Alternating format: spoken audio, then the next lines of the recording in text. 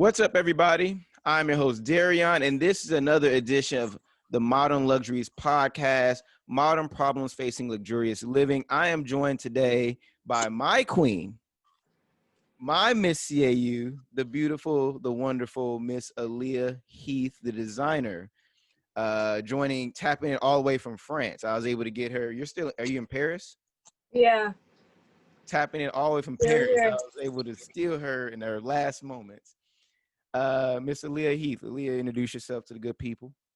Oh, thanks for having me first off. Like, it really means a lot that you even thought about me for your podcast. Like, it's a true privilege. Like he said, I am Aalyiah Heath. We met at Clark Atlanta University. I currently live in Paris, France, but nonetheless, I am a Detroit girl. Let's not forget, and let's not get it twisted. And I currently have my own business and I'm a freelancer. And that pretty much sums me up. Like, besides, I love my family, I love God, and all of that other good, positive stuff. But that's me in a nutshell. Yes. Well, for those who don't know, this episode is going to we're taping this on Tuesday. Tomorrow's Wednesday. But this week is our homecoming. Jesus. This week is homecoming week at Clark Atlanta University. Of course, COVID has just ruined the entire concept of homecoming, but that's okay. Yeah. We have Modern Luxuries podcast. We're coming in to save the day with this episode. But then on top of that, I'm gonna make the announcement now. Tomorrow, when this comes out, it'll be tomorrow, Thursday. Modern Luxuries podcast will present the after party, which replaced Lux Argue this week. It's only open to CAU alumni. I think right now we have a guest list of like 50 people that, Yes, it's going to be 100% virtual on Zoom, and it's going to be one heck of an event. Pieces of it will be on the YouTube account. Some pieces of it will be set off to the OnlyFans account. That's just if you want to watch it and you want to pay into that. All the proceeds from this week's episode is actually going to go directly into Clark Atlanta University. I already have that set up with them. So you guys make sure you guys tap in on that. Nice. But Miss Aalyiah, first and foremost, you already mentioned that you're a D-Town girl. What made you leave Detroit and end up in Atlanta at Clark Atlanta? Man, it's so funny because I know, like, we used to say, like, I didn't choose Clark Atlanta. Clark Atlanta chose me, and that's. I'm sorry. Oh, okay. I sound like. Yeah, I'm weak. I sounded terrible. I sounded like Phineas and Ferb's sister when she ate the parsnips. Oh, Lord. Well, cheers to water. Okay, I'm back in the game. Yeah. Well, okay, like you said, I'm from Detroit, and I went to like a high school. I was really like active in high school, and like my counselor, we were really close, and she kept telling me like I wanted to go to U of M with my boyfriend. And I was like, all right, I got accepted to so many schools, like even U of M. I was like, okay, I'm going to go to U of M with my boyfriend. But my counselor was like, Aalyiah, you're into fashion. Why would you go to U of M and they don't have a fashion program? And I'm like, well, I can study business and then fashion will kind of come along like with that. And then like I got accepted to U of M on site. So what an on site is like when the school comes to your high school and they accept you like with the information they have about you then and there. So I got accepted on site. So then I end up like going with the flow, like, oh yeah, I'm going to go to U of M, blah, blah, blah, trying to follow my boyfriend. And before I knew it, like I received the email that I really wasn't accepted. Now this is crazy because like out of all of the people who could have not got accepted that day, it was me out of all people that they reneged on their word of like me being accepted. So I'm like, yo, what? Like it basically was God just like, all right, I gave you the option, but now you done chose the wrong option. So I'm basically saying, no, you need to go to Clark. So I was like, all right, I'll choose Clark. And I was kind of happy about it because then my boyfriend was choosing U of M based off of what I was choosing. And he wanted to go to Morehouse, but he chose U of M because he thought I was going to choose U of M. And so you guys are basically following each other, but y'all were right. not on the same page. Just in the wrong yeah. headspace, basically in the wrong headspace. But then I ended up at Clark and, financial aid was really scarce, but it all worked out somehow. Like it really all worked out. And ever since then, Clark Atlanta was home. And, there's no place like Clark Atlanta, really. It's funny when I love asking people like how they end up at Clark Atlanta, because like even with me, on my signing day, I didn't know what school I was going to until I put on my Clark Atlanta hat. And everybody was like, "You really chose up." I had Stanford on the table, I had Harvard on the table, I had Morehouse on the table, I was accepted like 30 schools or something like that. Yeah. Duke. And when I picked up the Clark Atlanta hat, they was like, everybody was like, "Excuse me?" Hmm? Right. And then on top of that, I was always groomed, for business and law or leadership. So everybody knew I was Hmm. gonna be like a poli sci major, business, law. And when Yeah. I chose up on fashion design, everybody was like, "Are you serious?" And everybody was like, I Flip the was a script. wasted talent going into the fashion design department. Yeah. So how was that for you? Like, was it, because you said people was telling, like you was saying business. When you said you was gonna be a fashion design major, how did that But impact you? people already, I mean, fashion is my first love. Like the only reason I was going to study, I mean, business is also one of my loves too, but business comes quite naturally. I don't like, I mean, I feel like you can go to school for both and it doesn't really matter. My family, they're really supportive. So they weren't the ones saying like, well, you're not going to make money off of fashion. That's not a degree that you can make money with. Or, people have their doubts about the arts. People always downplay how important the arts really are. And that's what people were doing. Like, you should go here, blah, blah, blah. But then when I said Clark Atlanta University, I'm a convicted person. So when I'm convicted about something, like people like, they come on board too. When I really like set that standard and set that tone, like all of that other doubts, people don't even bring them to me anymore. Like, so I was like, I'm going to study fashion design. I was happy that, that's what I always wanted to do since I was a kid. So I'm like, I get to study what I love to do, since I'm not in the school in New York, like I always thought and imagined I would be. But I'm like, I get to, and then go to Atlanta. Like I wasn't expecting Atlanta either because it's so hot, so many bugs. I was making so many complaints before I even moved there. But when I got there, like stepped on Clark Atlanta's campus, I was like, yeah, I felt the energy or this thing that we call like the spirit of greatness. Like I really felt it the first day, just from like the OGs, the advisors, like everybody was so welcoming. And from Detroit, like that's a different tone. Like in Detroit, it's not a tone like that. Like it's really, we got our own Midwest vibes, but Atlanta is really something like electric about it, especially CAU. Mm-hmm. Yeah. And I will say you made a great point, like even with financial aid and just like everything going on at Clark. I will say, as much as I love my HBCU, whew, That's all I I can do is shake my head. there's sometimes I used to tell my people, I was like, Clark Atlanta's motto, which is another reason why I signed to Clark Atlanta, is I love the motto, "I'll find a way or make one." I couldn't name a better motto for Clark Atlanta, because No, yep. like you said, coming in financial aid. With me, it was I was on football, but my money wouldn't kick in until the next semester, so I still had to figure out how to pay the Oh, first semester. Then when football money did kick in, it took from my academic money. It was just like right. it was such a here we go again. Here we go again. But it was so funny because when you go to Clark, it's so expected that people don't even really get upset about it as much anymore. Yeah. Like you just After your first year, you really don't. Like after that first year of stress, and then like you'll still be like happy to say, "Oh, I'm financially enrolled." That was like the hashtag financially enrolled. But after that first year, I feel like you really kind of like, all right, I know it's gonna work out, but it is still stressful. Nonetheless, it's so stressful. Like you want to be focused on like getting to classes and going into CAF, see your friends, but when that swipe don't work or something doesn't work, it's just like, you know, here we go. You know. mhm. And you know what? I feel like, it was just everybody needed to unwind around that time. Yeah. And I know a lot of women unwind by wearing lingerie. So this episode is sponsored by Indulgence Lingerie. They've been a sponsor. You guys know who they are if you guys been watching the podcast. Indulgence Lingerie is owned by a Black woman. She All actually right just now. Yeah, she just launched new collection. New collection pieces are amazing. I actually stand behind it. Now, anybody that knows me knows that I do not vouch for, support anything that's subpar. Now, with her brand, it is amazing. I will support every single piece on that site. In addition, opposed to, you know, people going to Victoria's Secret or Soma and all these other lingerie companies, and you're spending $80, $90 for a piece and you only get one piece. She has items on her site that start out around like $20. I'm New about to check her collection out. pieces. New collection pieces. In addition, you know, like I keep bringing up to her, she just had a baby.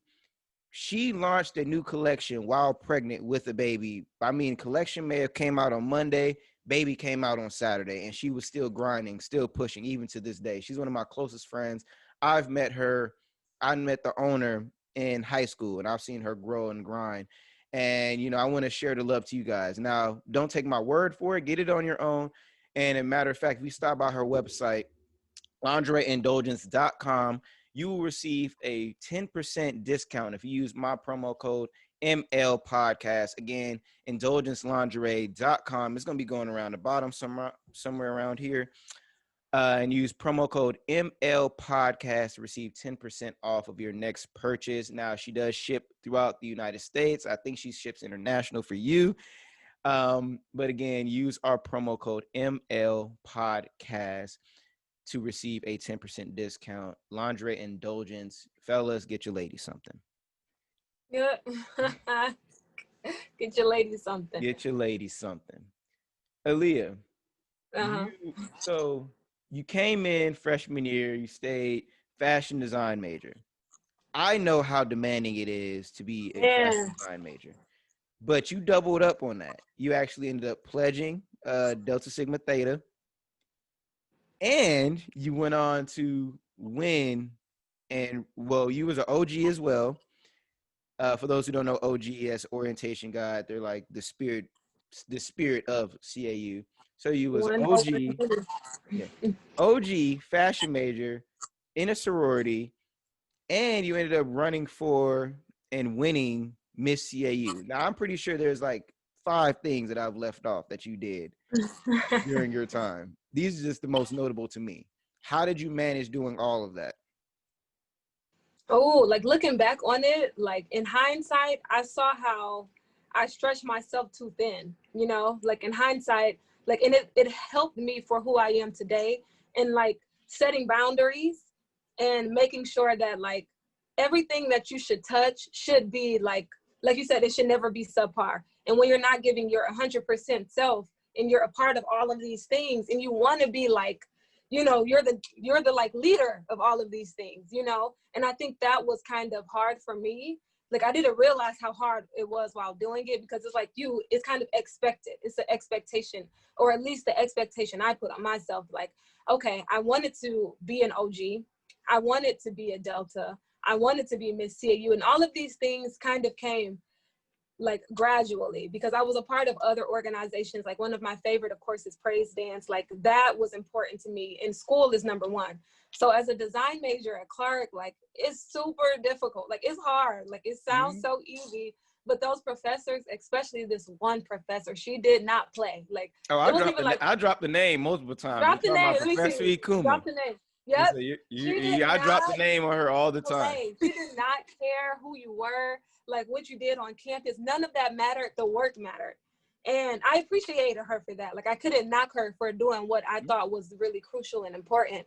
And one thing I love about the fashion department, like although her work was super hard, like they supported me. Like when I said I was running for Miss AU, like they rallied behind me, because I don't think they ever had somebody doing something like that in our department. Like everybody was like, yeah, like when our building was in Park Street, like no other person on campus had flyers at Park Street but me, and like maybe a few music majors who were running from like for something like within their class, you know. Yeah, like class presidents and stuff. Yeah, like things like that. But like I was the only like out of the like Royal Court and SJ who really had flyers over there, because that was my family, you know, and everybody saw that and really galvanized people. Like, yeah, like she's the person who's supposed to be doing this and, you know, helping our program. So, you know, to whom much is given, much is definitely required. And it was a balancing act for sure. And, you know, you have to prioritize, but I can say what helped me get through that is like the support of my team, the support of the department, and, you know, support. That's all I can say, because it really was a difficult task, especially to being an OG. Like we have really like early calls. But being Miss CAU and being an OG were very synonymous in my head before I did both of them at the same time. Like, I'm like, as Miss CAU, you embody the essence, the spirit of Clark Atlanta University. Like, if Clark Atlanta was a human form, you know, we all, CAU, each person represents that, but Miss CAU and now Mr. CAU represents that.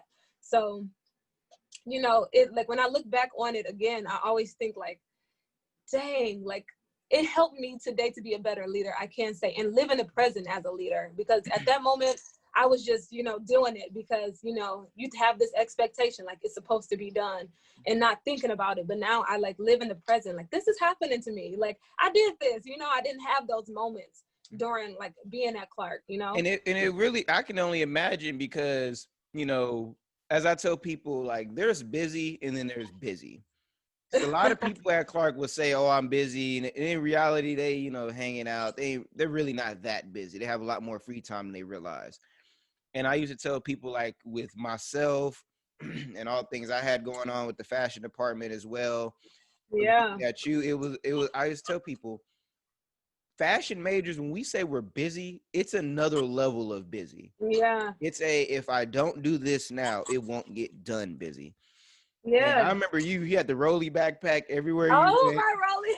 I was just Had about the to bring rolly up my Rolly backpack for backpack. all the work. Yep. Like I kept that backpack on me. Like people knew, like I'm in business. Like I knew how important that bag was. Like it has to stay with you at all costs. You never know what you need to work on. Like you never know what needs to happen. Like that Rolly backpack, I still have it. Like that was like a savior for me. Like it really was. And like I know what is with my voice today. Let's have another water's cheers. That's what I'm saying. I'm over here about to All die. right. Cheers. I ain't gonna give y'all the brand of this water because they don't have a brand deal with me. Okay. Period. But Collect the bag. I can only just imagine how busy you were. Didn't have to deal with all the pressures, and then on top of that, not this is just me. Not even talking about Clark Atlanta, just schools in general. Yeah. Everybody always has something to say. I realized that even with me now, and I didn't run for any offices or anything at Clark, but I just realized people always had something to say. And Always like you, will. and like you said, you embodying what CAU is. How did you deal with people like you just knowing people don't even know you talking about you and have an opinion Yeah. about something you said, did? How did you deal with that? I just know it comes with the territory. Like I've always been popular my whole life. Like CAU was nothing new, even though it was a new magnitude, like and not popular like the cool kid popular, you know, like in the movies popular, but like well known. I was well respected in every crew because I'm a people person, or I just love people, and I'm very much interested, you know, and I'm honestly interested. It's not like a fluke. And people Mm-hmm. see that. And like one thing I just know, like it comes with the territory. I always like I knew as a kid, like I'm gonna be a celebrity, you know, and what celebrities, I mean, at Clark, Miss CU is she's a celebrity. Or you can be a celebrity at Clark as a student too. Like it really, you know, it really doesn't matter. But like I didn't think about it. Like it was so much, like you said, when you focused on like what you have to do, people's opinions don't even come into like your circle, you know. In your circle too, I think is so important for like as a leader or as a person who has a business, your team has to be like spot tight. Like before it gets to you, before anything gets to you that's not important, your team should handle it. Like, you know, I hung out with everybody, people from smokers, people who sang or who did whatever talent you had or whoever you were. I kind of had someone in each of those groups. So they were just kind of catching it and deading it before it got to me, which I am super blessed and lucky for.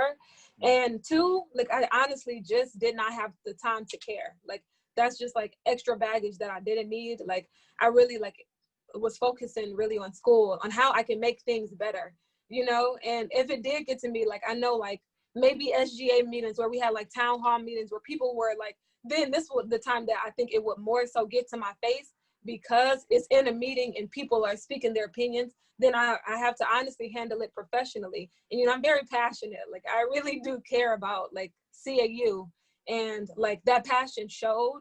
So like what people say, like, I just think that to this day, like when you following what you're supposed to be doing, all of that other stuff is just, people's opinions. And then, I'm going to call it a switch gears. So where you Uh-huh. are now, of course, like I said, you're in Paris, you're in France, and I know how hard you work to, achieve everything you have in that. What advice would you give somebody that wants to like sees your life and wants to do exactly what you do as far as travel? And because you live in Paris, you're not like on a study abroad. I'm only here for a Yeah, year. just home now. You've been there what, like 3 years? Like Four you have, years. This yeah, I say you have like September a, is my 4-year Annie. I say yeah, like you 4 have years. a you have an ID like a pair. You don't. So like, how does that feel? And what advice could you tell someone to like want to live your life?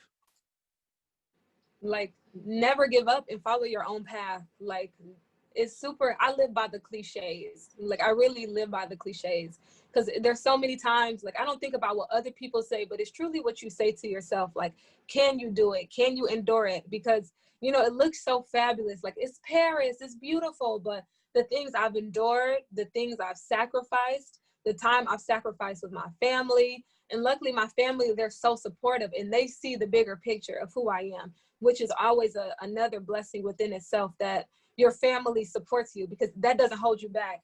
And anybody in your life who's holding you back and not like thrusting you forward with love, then definitely don't listen to those people, and they'll fall off eventually themselves. But I definitely say, like, I don't think about like climbing to the top. I only think about moving forward.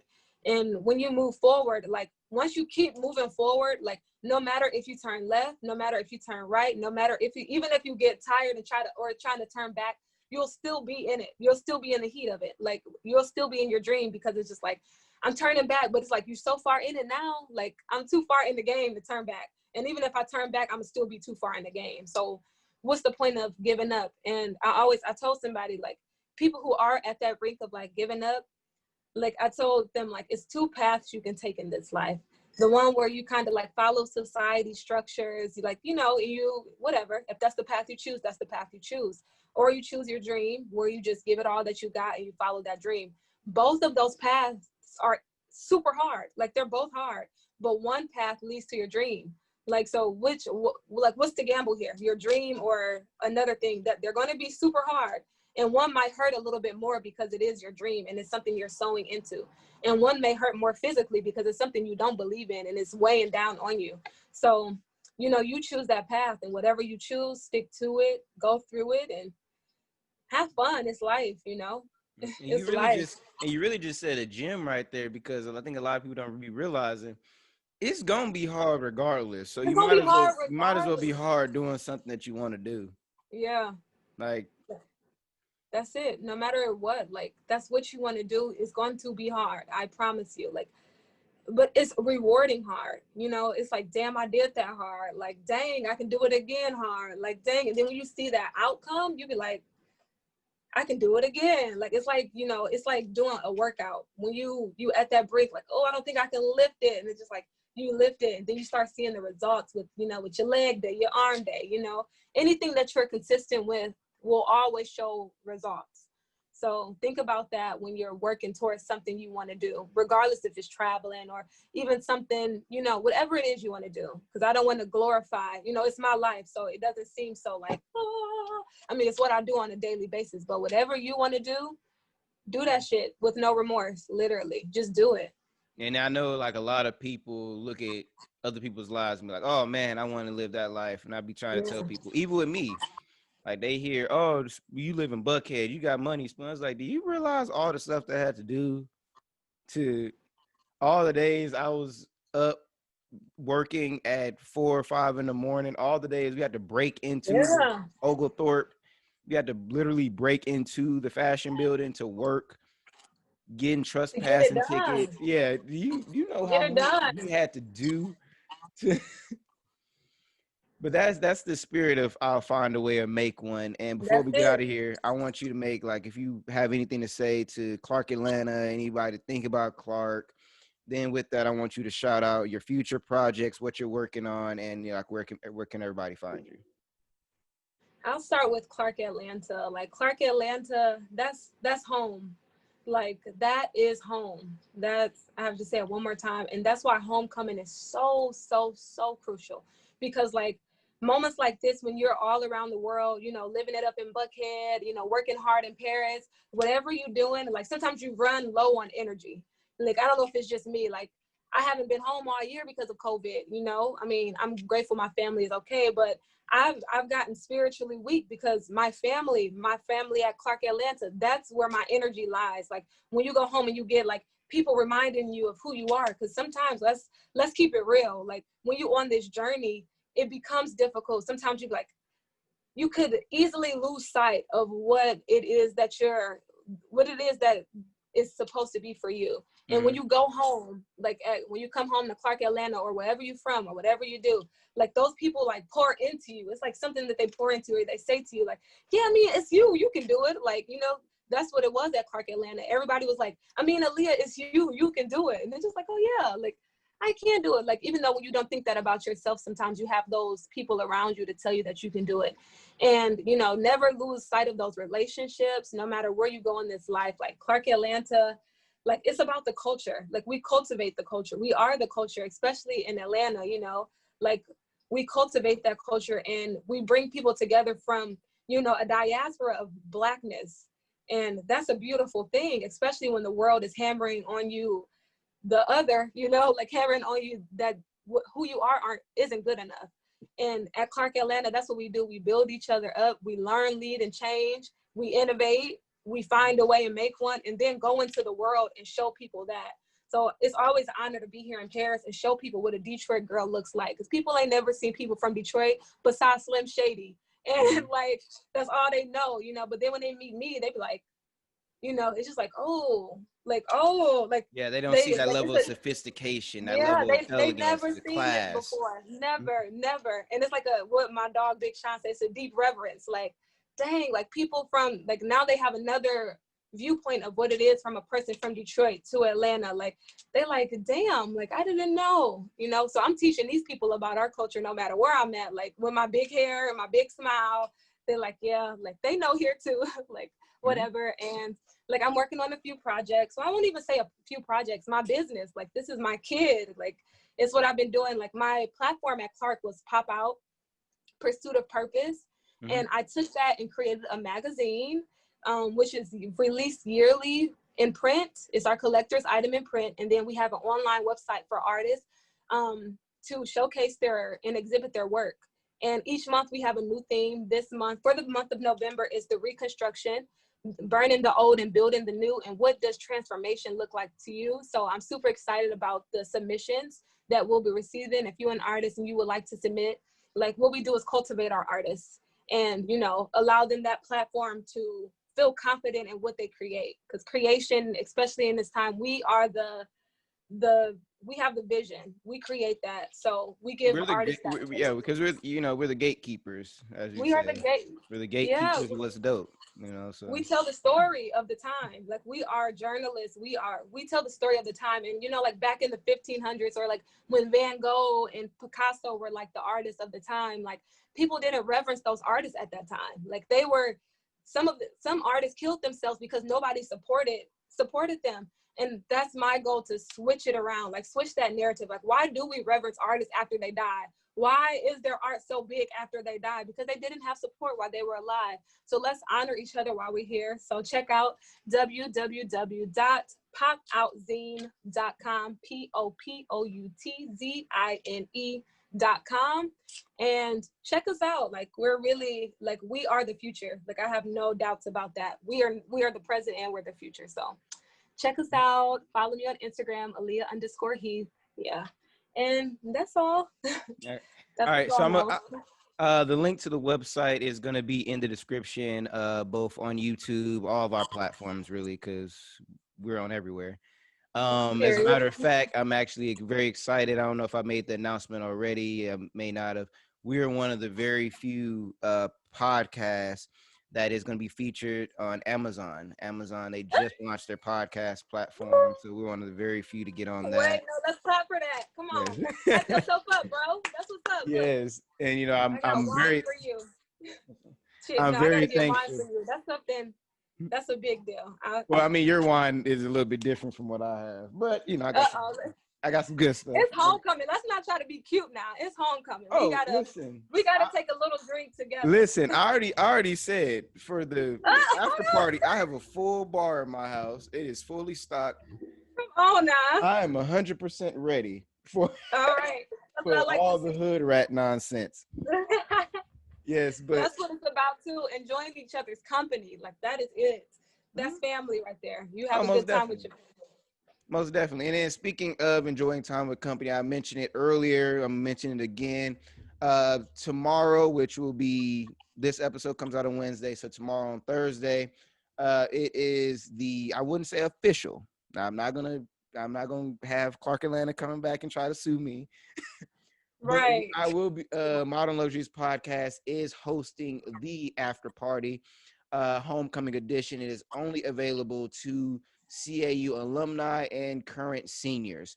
If you want to be a part of it and you're watching this episode, just shoot me a DM on any platform. I'll send you the link. It's 100% free to get in.